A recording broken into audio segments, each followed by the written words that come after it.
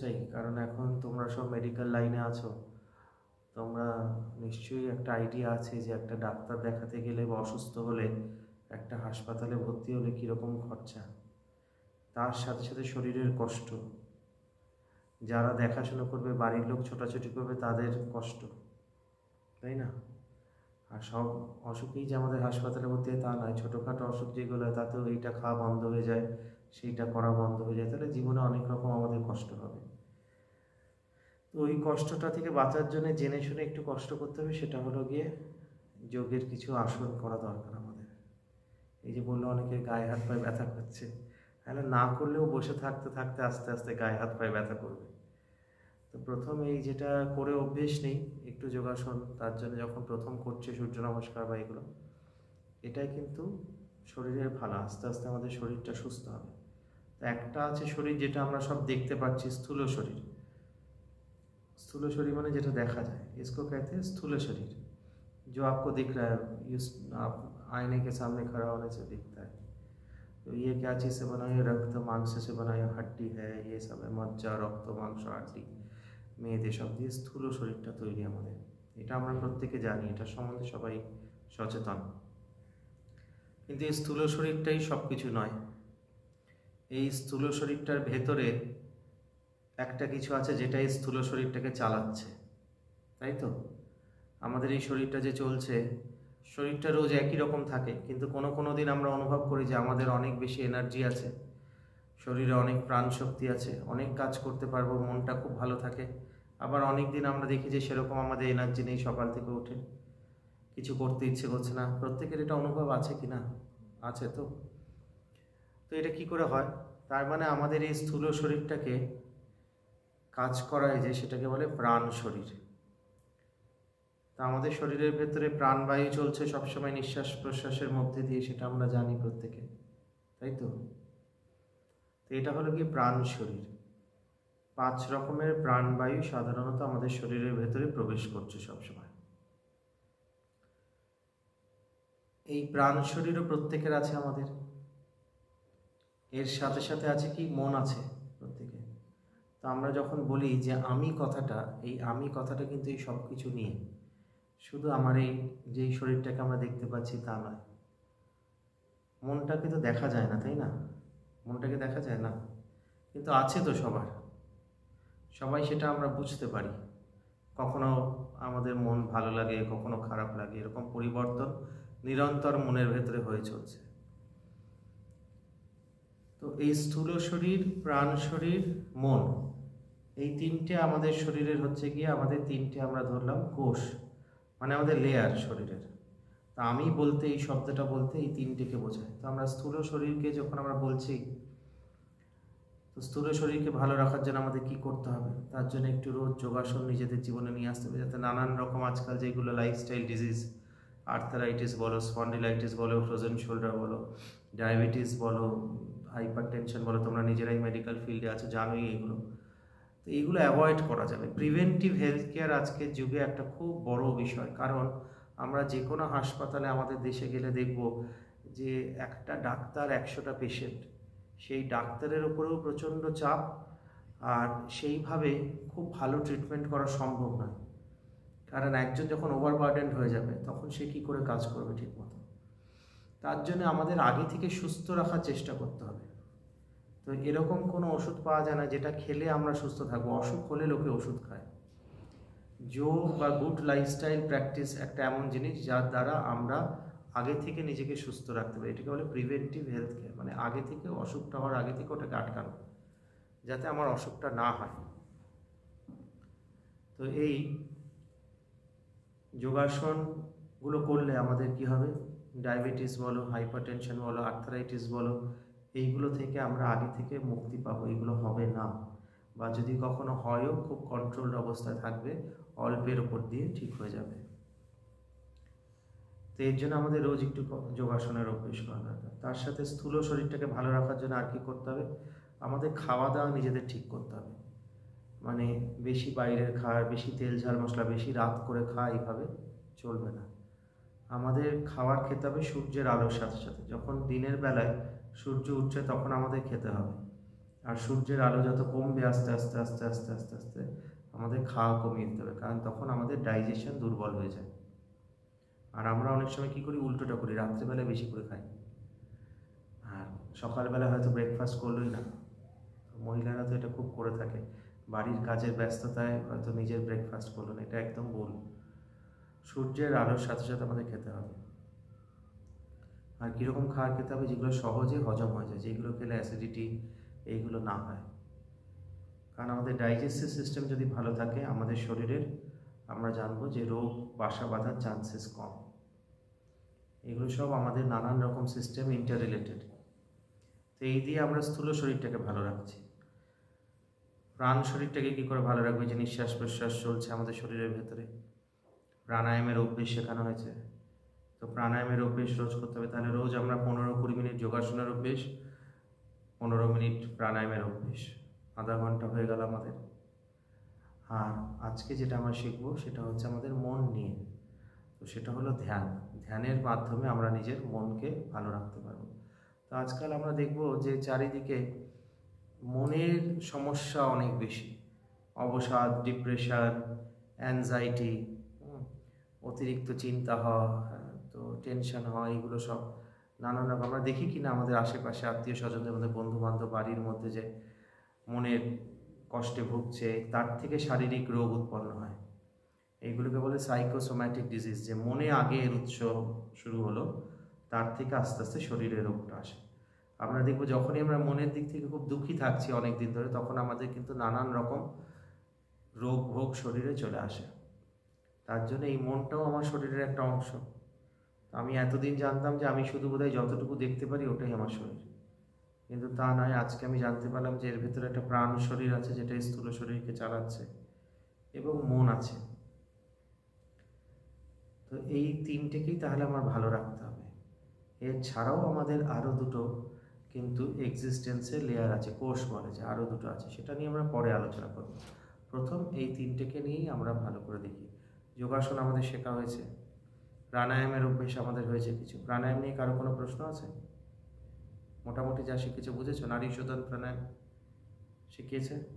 বাঁ দিক দিয়ে নিতে হবে, ডান দিক দিয়ে ছাড়তে হবে, ডান দিক দিয়ে নিতে হবে, বাঁ দিক দিয়ে ছাড়তে হবে, মাঝখানে একটু হোল্ড করতে হবে। বাঁ দিক দিয়ে নিয়ে দুটো নাক বন্ধ করে ধরবো, ডান দিক দিয়ে ছাড়বো, ডান দিক দিয়ে নেব, দুটো নাক বন্ধ করে একটু আটকে রাখবো, বাঁ দিক দিয়ে ছাড়বো। ঠিক আছে? নারী শোধন প্রাণায়াম। ভ্রামরী প্রাণায়াম, কান বন্ধ করে করে ভ্রমরের গুঞ্জনের মতো এই শব্দটা শুনবো। এই দুটো সবাই করতে পারে, এই দুটো সবাই করতে পারে। তো এই দুটো প্রাণায়ামের পরে আমরা একটু ধ্যানের অভ্যেস করব। এবার ধ্যানটা কীরকম, ধ্যানের অভ্যেস আগে কেউ করেছে? কেউ করেছো কখনো ধ্যানের অভ্যেস? তো ধ্যানটা কীরকম, এবার আমরা যখন বলি এই শব্দটা আমরা কিছু করব, তখনই আমাদের মনটা একটু অস্থির হয়ে ওঠে, তাই না? যে কিছু একটা করতে হবে, একটু ব্যস্ত হয়ে যায় মনটা। কারণ ছোটোবেলা থেকে আমাদের অভ্যেস যেরকম, সব কিছু বাইরের জগতে আমরা করেছি, তার জন্য আমাদের একটা চেষ্টা করতে হচ্ছে। ছোটোবেলায় যখন বল দিয়েছিল খেলার জন্য বা পুতুল দিয়েছিল খেলার জন্য, পুতুলটা একটু দূরে রেখে দিত, তো বাচ্চা হামাগুড়ি দিয়ে দিয়ে যায় ওটার কাছে, তাই তো? প্রথম বাচ্চা শুয়ে আছে ক্র্যাডেলে, তো ওর ওপরে একটা ঝুনঝুনি ঝুলিয়ে দেয়, ওটা গোল গোল ঘুরতে থাকে। বাচ্চার মনটা প্রথম বাইরের দিকে যাওয়া অভ্যেস হলো। তার থেকে আরেকটু বড় হলো, একটা খেলনা দিয়ে দিল, খেলনাটা একটু দূরে রেখে দিল তোমার থেকে, তোমার ওই খেলনাটা পাওয়ার জন্য একটু হেঁটে যেতে হবে, সেইভাবে হাঁটতে শিখলো। তার জন্যে ওই অভ্যেসটা আমাদের হয়ে গেছে। তারপরে যা যা করতে চেয়েছি আমরা, সব কিছু করার জন্য আমাদের একটা কিছু চেষ্টা করতে হয়েছে, তাই না? এখানে আসার জন্যে যে বাড়ি থেকে বেরিয়ে প্রথমে এসে খবর নিয়ে গেছো, তারপরে অ্যাডমিশন ফর্ম ফিল আপ করেছো, তারপরে ক্লাসে এসেছো, প্রত্যেক দিন কিছু না কিছু চেষ্টা করে এখানে আমরা পৌঁছেছি। তো যা কিছু আমাদের প্রাপ্ত করতে হচ্ছে, তার জন্য আমাদের চেষ্টা করতে হচ্ছে। এবার ধ্যান একটা অদ্ভুত জিনিস, যেটা কোনো রকম চেষ্টা করতে হয় না। চেষ্টা করলে ধ্যান হয় না, চেষ্টা না করলে ধ্যান হয়। এবারে আমরা তো এই জিনিসটার সাথে অভ্যস্ত নই। কেন? समझ में आ रहा है आपको? এটা আমাদের, আমরা এইভাবে করে তো অভ্যস্ত নই। তো এবার বলো তুমি যে তোমার যদি ওখান থেকে ওই চেয়ারটা আনতে হয়, তাহলে তোমার বেশি চেষ্টা করতে হবে না এই সামনের এই মাইকটাকে যদি বলি তুলতে, তাহলে বেশি চেষ্টা করতে হবে? কোনটাই বেশি চেষ্টা? ওটাতে বেশি চেষ্টা। কেন? ওটা অনেকটা দূরে, একদম ঠিক ধরে ফেলেছে প্রথমেই, যে ওটা অনেকটা দূরে আর এটা অনেকটা কাছে, তাহলে চেষ্টাটা কমে গেল কিনা? তো ধ্যানে আমরা যেই বস্তুর কাছে পৌঁছানোর চেষ্টা করছি ওটা আমাদের অন্তরেই আছে, ওটা বেশি কোথাও যেতে হয় না পাওয়ার জন্য। আমাদের অভ্যেসটা অন্যরকম হয়ে আছে বলে, তার জন্য চেষ্টা এটা করতেই লাগে না। ধ্যান হচ্ছে কমপ্লিট রিল্যাক্সেশন, যেটা আনন্দময় স্থিতি আমাদের চেতনা, যেটা আমরা সম্পূর্ণ বিশ্রাম করতে পারি। কীরকম বিশ্রাম? সজাগভাবে বিশ্রাম। এমনি যখন আমরা রাত্রে ঘুমিয়ে পড়ি তখন তো আমরা কিছু টের থাকে না আমাদের, তাই না? তো এই অবস্থায় আমরা গভীর বিশ্রামে যাব, কিন্তু খুব সজাগভাবে। যেভাবে আমি ইনস্ট্রাকশন দেব, যেভাবে আমি বলবো, সেগুলো ফলো করতে করতে আমরা খুব সজাগভাবে ধ্যানের স্থিতিতে। আর কীরকম চেষ্টা? কোনো কিছু নেই, কারণ এখানে আমাদের থেকে কোনো বাইরের বস্তুকে আমরা প্রাপ্ত করার চেষ্টা করছি না, আমরা নিজেদের অন্তরেই নিজেরা প্রবেশ করার চেষ্টা করছি। তাই এখানে চেষ্টা শব্দটা আমরা ব্যবহার করি বোঝানোর জন্যে, কিন্তু ধ্যানে কোনো চেষ্টা নেই।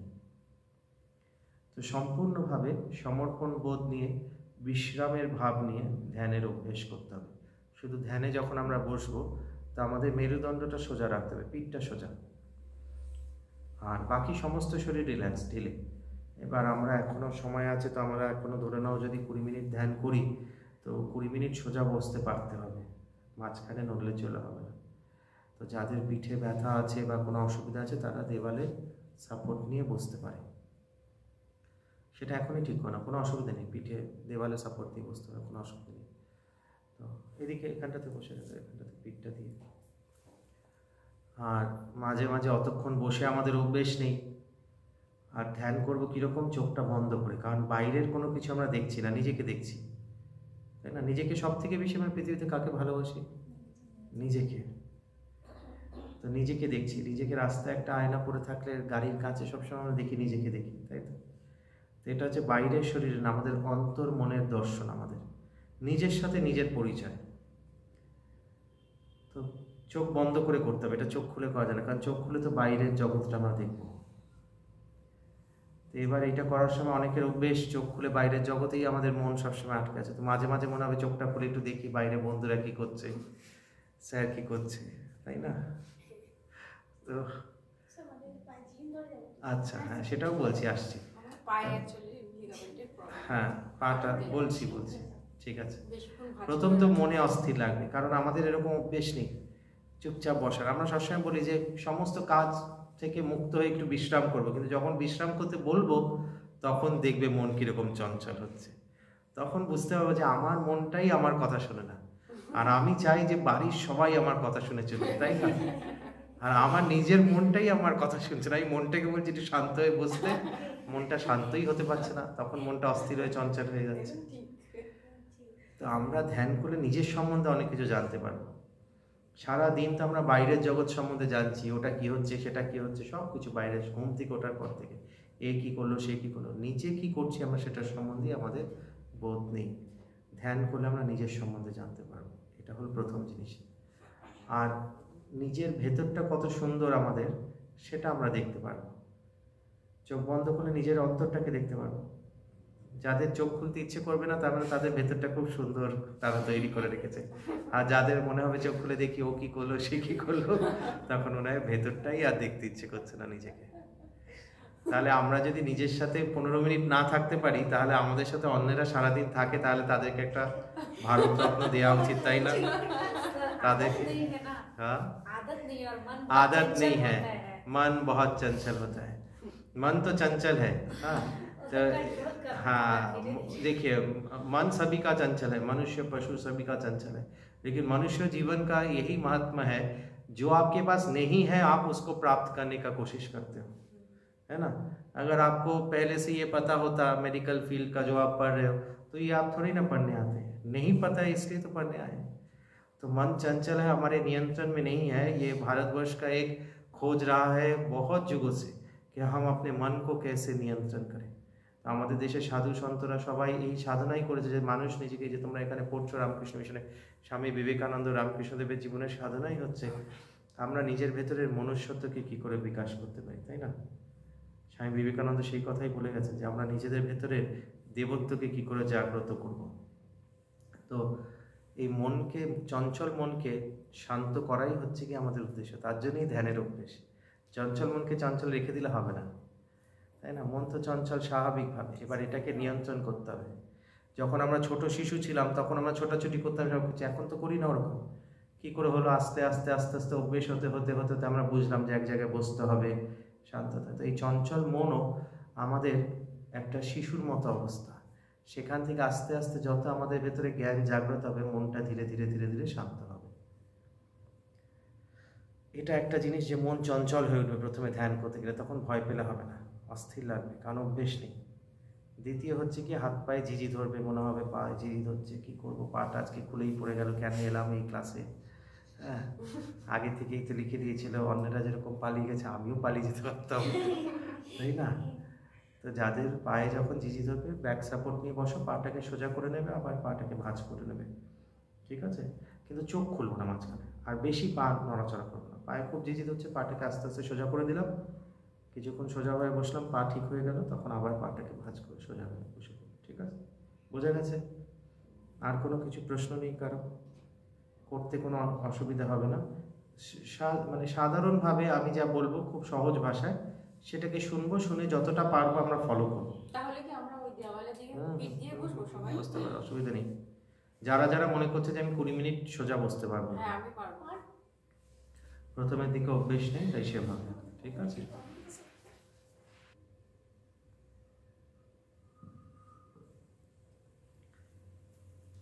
तो कैसा है भाई मन का स्थिति, कैसा लग रहा है मन? थोड़ा सा शांत, একটু শান্ত লাগছে মন আগে থেকে? कुछ नहीं करने का मजा कैसा है? सारा दिन तो हम लोग कुछ ना कुछ करते रहते हैं, नींद से उठने के बाद, और नींद में भी सारे सपने आते रहते हैं। तो सारा दिन ये जो मन का फंक्शन चलता रहता है, उसको थोड़ी देर विश्राम देना। ध्यान सजग तक पूर्ण विश्राम, আমরা সজাগ থাকতে থাকতে বিশ্রাম দেয়া নিজের মনকে। तो मन जितना ध्यान में रहता है उतना मन की क्षमता बढ़ता है। तो जो एक जन बोले थे क्लास में कि मन चंचल है, मन আমাদের চঞ্চল স্বাভাবিকভাবে, তো সেই মনকে শান্ত করাটাই হচ্ছে আমাদের কাজ, তাই না? সবার মন চঞ্চল, আলাদা করে শুধু ওর তা নয়, প্রত্যেকে। কিন্তু এই মনকে আমাদের শান্ত করার জন্যই এই অভ্যাসগুলো করা, যোগের আসন, প্রাণায়াম, ধ্যান, এই অভ্যাসগুলো রোজ আমরা নিজেদের জীবনে আনবো, তাহলে আমাদের জীবনটা অনেক সুন্দর হবে। এই এখন অল্প কিছুক্ষণ করে 10 মিনিট 15 মিনিট করেই মনটা এত ভালো লাগছে, যদি আমরা এটা রোজ অভ্যেস করতে পারি তাহলে আমাদের মনটা কত সুন্দর হবে, তাই না? তাহলে আমাদের স্ট্রেস, অ্যাংজাইটি, টেনশন এই জিনিসগুলো হবে না, তার থেকে যেই রোগগুলো উৎপন্ন হয় সেগুলো হবে না, ঠিক আছে? তো এইভাবে আমরা রোজ যোগের অভ্যেস বাড়িতে করব। আর জীবনে আমরা কী কী নিয়ম নিয়ে আসবো, তো আজকে যেহেতু তোমাদের লাস্ট ক্লাস, এইগুলো নিজেদের মাথায় বসিয়ে নিতে হবে যাতে এগুলো সারা জীবন আমাদের সাথে থাকে।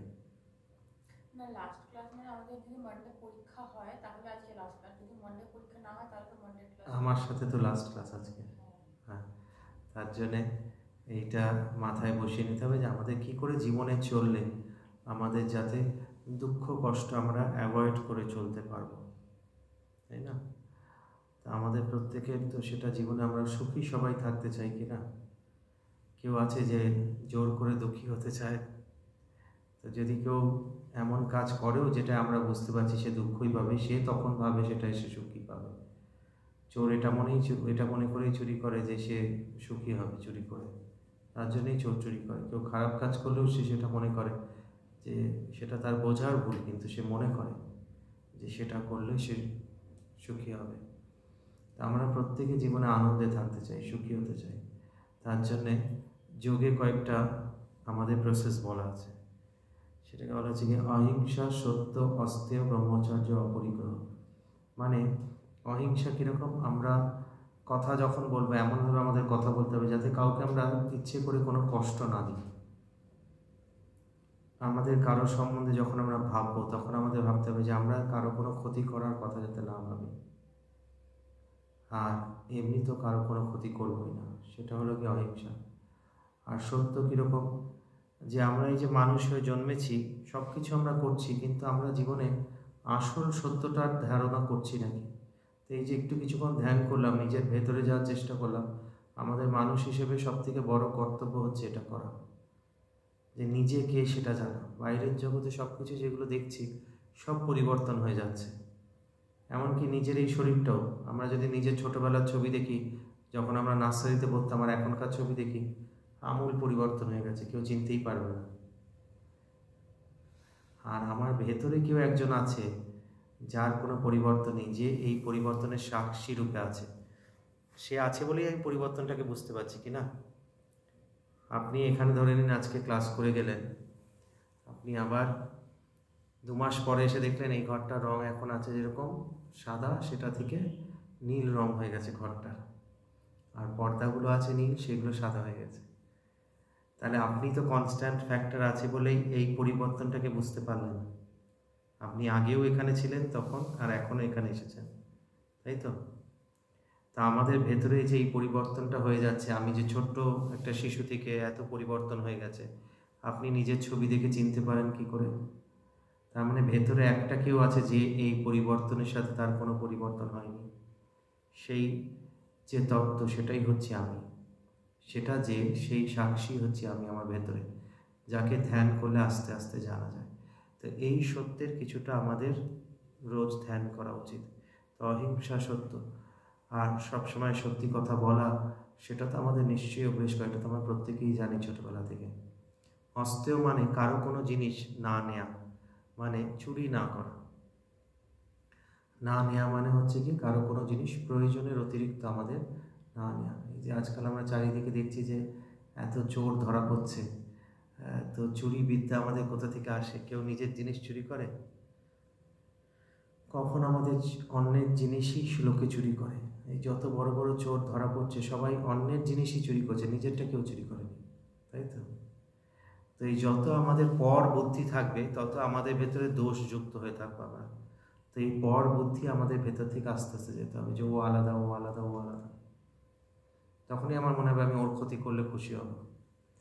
যতক্ষণ আমার মনে হবে যে এটা বৃহৎ শক্তিতে আমরা সবাই এক, বৃহৎ চেতনার জায়গায় আমরা সবাই এক, তখন আমার ওর ক্ষতি করতে ইচ্ছে করবে না। এটাকে বলে হচ্ছে কি অস্থির। আর অপরিগ্রহ হচ্ছে গিয়ে মানুষের মনকে আমার কাছে যা আছে তাতে আস্তে আস্তে আস্তে আস্তে স্যাটিসফাইড থাকা। আজকাল আমাদের কাছে যা থাকে আমরা তাতে স্যাটিসফাইড থাকি না। আমাদের অ্যাংজাইটি ডিপ্রেশনের কারণও হচ্ছে কি একটা সেটা, যে এখন যেটা আছে সেটা নিয়ে আমার শান্তি নেই, আমার যেটা নেই সেটাই চাই। আর অল্প বয়সী তো এটা বাচ্চাদের তো আরও বেশি। তো তোমাদের মধ্যে বেশিরভাগই ইয়াং, তার জন্য বলছি যে যেটা আছে সেটাতে স্যাটিসফাইড থাকে। আগেকার দিনে লোকরা অনেক অল্পতে নিজেদের ঠাকুরদা ঠাকুমাদের দেখবে যে খুব অল্পতে তারা স্যাটিসফাইড থাকতো, তাদের মধ্যে কারো ডিপ্রেশন অ্যাংজাইটি হতো না। আজকাল এত কিছু পেয়েও সবার ডিপ্রেশন অ্যাংজাইটি।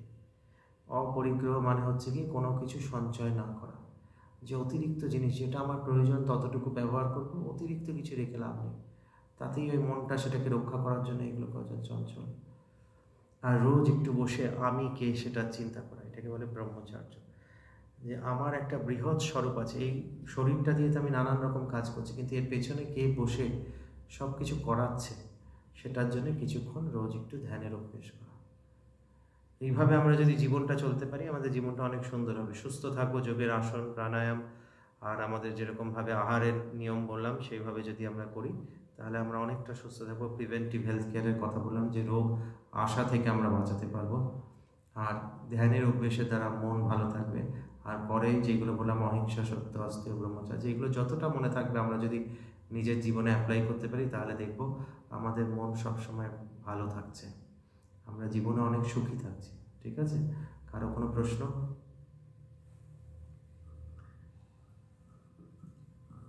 ঘুমের মধ্যে যে গভীর নাক ডাকে মানুষ, প্রচন্ড মানে এক্সেসিভ নাক ডাকে, তার কি কোনো রেমেডি আছে? হ্যাঁ, প্রাণায়াম করতে করতে একদম ঠিক হয়ে যায়। স্লিপ অ্যাপনিয়া বলে ওটাকে। হ্যাঁ। স্লিপ অ্যাপনিয়া একটা অসুখ, এটাতে মানে খুব মানে এটা সাংঘাতিক অসুখ, মানে অনেকের যাদের এক্সেসিভ হয় প্রাণায়াম করতে হবে। জলনেতি বলে একটা শটকর্ম হয় যোগের, হ্যাঁ আমাদের ওখানে করানো হয়, তুমি যদি চাও তুমি ফোন নাম্বার নিয়ে করে নিতে পারো।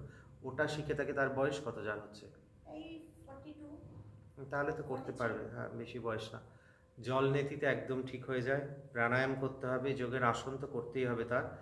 আর অনুতৈল বলে একটা আয়ুর্বেদিক তেল পাওয়া যায়, সেটা নাকে দিতে হবে সকাল বিকেল। এটা একদম কিউরেবল। এর কিন্তু মানে অন্য ট্রিটমেন্ট যেগুলো মডার্ন মেডিসিনে আছে, ওর নাকে একটা পুরো মেশিন লাগিয়ে দেয়, অনেক কষ্টকর, মানে ওই নাকে মেশিন লাগিয়ে শোয়াই ওই, আর সারে না কোনোদিনও। কিন্তু আমাদের এখানে মানে যোগের পদ্ধতিতে যদি করে একদম এটা আস্তে আস্তে কিওর হয়ে যায়, নর্মাল লাইফ লিড করে। তেলটা কি এমনি পাওয়া অনুতৈলম, যায়? হ্যাঁ আয়ুর্বেদিক দোকানে অনুতৈলম সকাল বিকেল 2 ড্রপ করে 2 নাকে দেবে। তার সাথে সাথে জলনীতিটা শিখতে হবে আর জলে প্রাণায়াম। বসে টেনে নিয়ে না আবার এইভাবে টানা না, প্রসেস থাকে একটা এরকম